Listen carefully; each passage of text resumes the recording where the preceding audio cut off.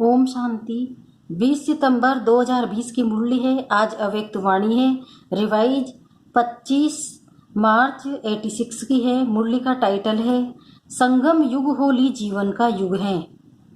आज बाप दादा सर्वस्व राज्य अधिकारी अलौकिक राज्य सभा देख रहे हैं। हर एक श्रेष्ठ आत्मा के ऊपर लाइट का ताज चमकता हुआ देख रहे हैं। यही राज्य सभा होली सभा है। हर एक परम पावन पूज्य आत्माएं सिर्फ इस एक जन्म के लिए पावन अर्थात होली नहीं बने हैं, लेकिन पावन अर्थात होली बनने की रेखा अनेक जन्मों की लंबी रेखा है। सारे कल्प के अंदर और आत्माएं भी पावन होली बनती है। जैसे पावन आत्माएं धर्म पिता के रूप में धर्म स्थापन करने के निमित्त बनती है, साथ साथ कई महान आत्माएं कहलाने वाले भी पावन बनते हैं। लेकिन उन्हों के पावन बनने में और आप पावन आत्माओं में अंतर है। आपके पावन बनने का साधन अति सहज है, कोई मेहनत नहीं, क्योंकि बाप से आप आत्माओं को सुख शांति पवित्रता का वर्षा सहज मिलता है। इस स्मृति से सहज और स्वतः ही अविनाशी बन जाते हैं। दुनिया वाले पावन बनते हैं लेकिन मेहनत से, और उन्हें 21 जन्म के वर्षे के रूप में पवित्रता नहीं प्राप्त होती है। आज दुनिया के हिसाब से होली का दिन कहते हैं। वो होली मनाने और आप स्वयं ही परमात्म रंग में रंगने वाले होली आत्माएं बन जाते हो। मनाना थोड़े समय के लिए होता है, बनना जीवन के लिए होता है। वह दिन मनाते और आप होली जीवन बनाते हो। ये संगम युग होली जीवन का युग है। तो रंग में रंग गए अर्थात अविनाशी रंग लग गया, जो मिटाने की आवश्यकता नहीं, सदा काल के लिए बाप समान बन गए।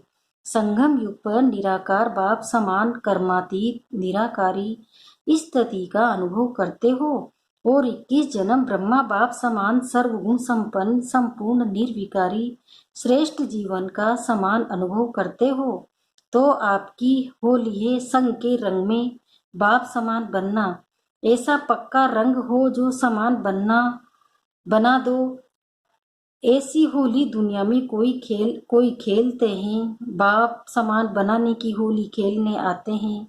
कितने भिन्न भिन्न रंग बाप द्वारा हर आत्मा पर अविनाशी चढ़ जाते हैं। ज्ञान का रंग, याद का रंग, अनेक शक्तियों के रंग, गुणों के रंग, श्रेष्ठ दृष्टि, श्रेष्ठ वृत्ति, श्रेष्ठ भावना, श्रेष्ठ कामना स्वतः सदा बन जाए। यह रूहानी रंग कितना सहज चढ़ जाता है। होली बन गए अर्थात होली हो गए।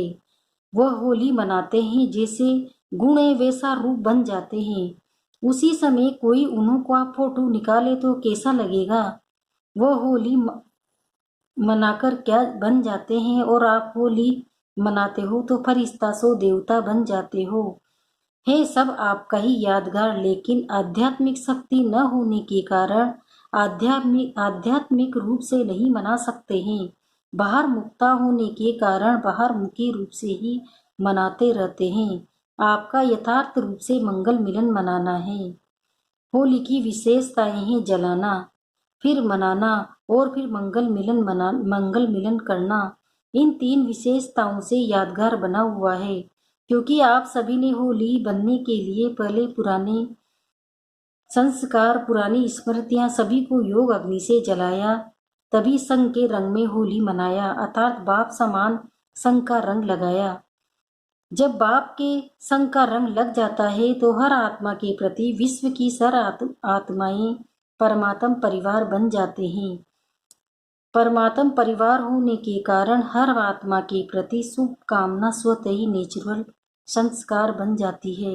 इसलिए सदा एक दो में मंगल मिलन मनाते रहते हैं, चाहे कोई दुश्मन भी हो, आसुरी संस्कार वाले हो, लेकिन इस रूहानी मंगल मिलन से उनको भी परमात्म रंग का चीटा जरूर डालते। कोई भी आपके पास आएगा तो क्या करेगा, सबके गले मिलना अर्थात श्रेष्ठ आत्मा समझ गले मिलना। ये बाप के बच्चे हैं, ये प्यार का मिलन, शुभ भावना का मिलन उन आत्माओं को भी पुरानी बातें भुला देता है। वह भी उत्साह में आ जाते, इसलिए उत्साह के रूप में यादगार बना लिया है। तो बाप से होली मनाना अर्थात अविनाशी रूहानी रंग में बाप समान बनना।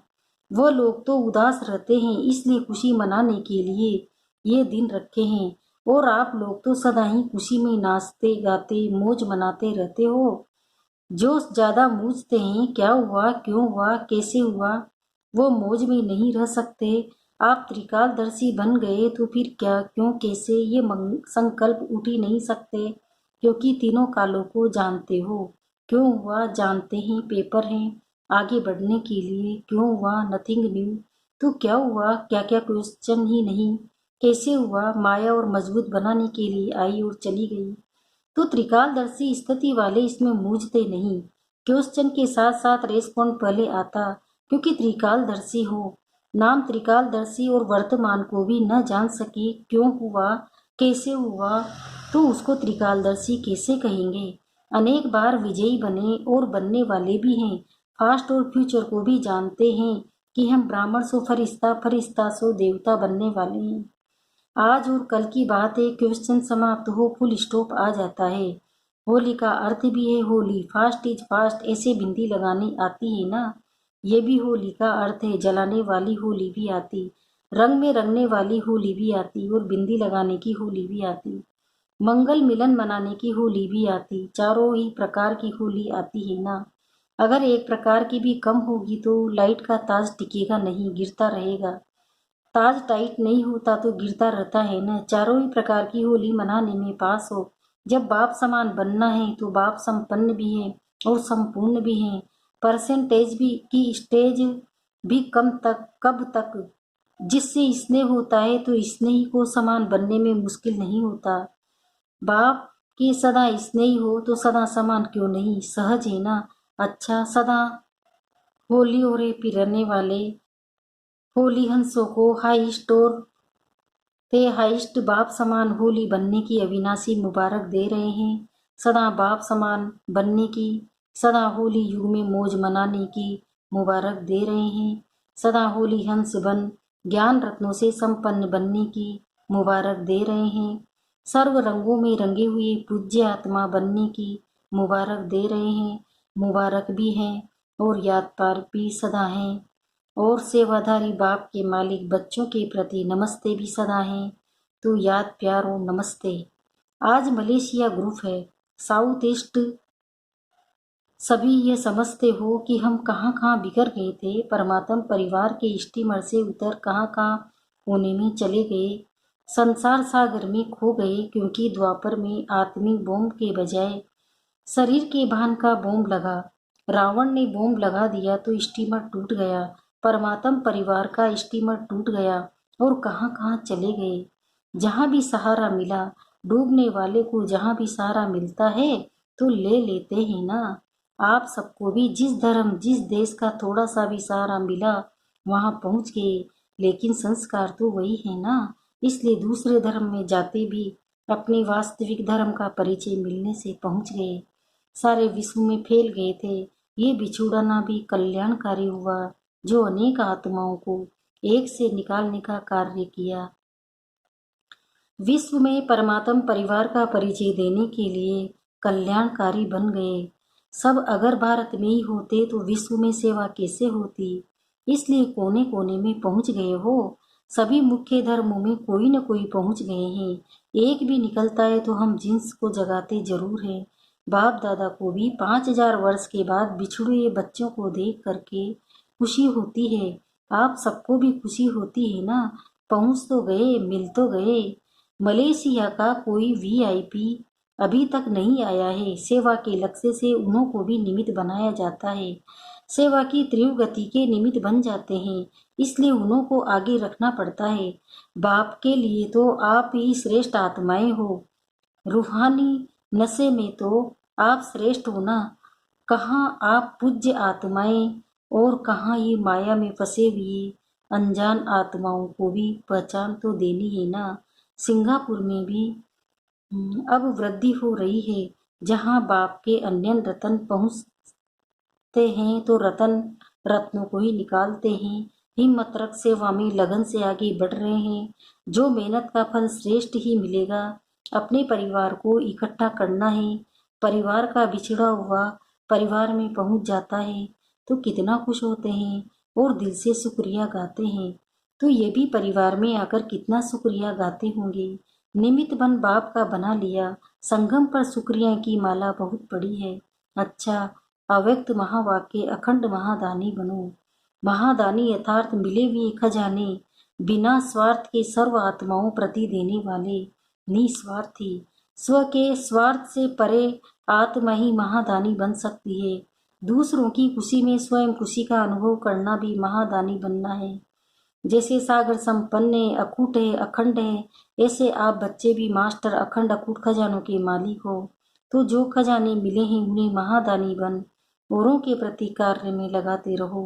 जो भी संबंध में आने वाली भक्त व साधारण आत्माएं हैं उनके प्रति सदा यही लगन रहे कि इन्हें भक्ति का फल मिल जाए। जितना रहम दिल बनेंगे उतना ऐसी भटकती हुई आत्माओं को सहज रास्ता बताएंगे। आपके पास सबसे बड़े से बड़ा खजाना खुशी का है। आप इस खुशी के खजाने का दान करते रहो। जिसको खुशी देंगे वह बार बार आपको धन्यवाद देगा। दुखी आत्माओं को खुशी का दान दे दिया तो आपके गुण गाएंगे। इसमें महादानी बनो, खुशी का खजाना बांटो, अपने हम जिन्स को जगाओ, रास्ता दिखाओ। अब समय प्रमाण अपनी हर कर्मेंद्रिय द्वारा महादानी व वरदानी बनो। मस्तक द्वारा सर्व को स्वस्वरूप की स्मृति दिलाओ। नयनों द्वारा स्वदेश और स्वराज्य का रास्ता दिखाओ। मुख द्वारा रचयिता और रचना के विस्तार को स्पष्ट कर ब्राह्मण सो देवता बनने का वरदान दो। हस्तों द्वारा सदा सहज योगी कर्म योगी बनने का वरदान दो। चरण कमल द्वारा हर कदम फालोफादर कर हर कदम में पद्मों की कमाई जमा करने के महादानी बनो। ऐसे हर कर्मेंद्रिय के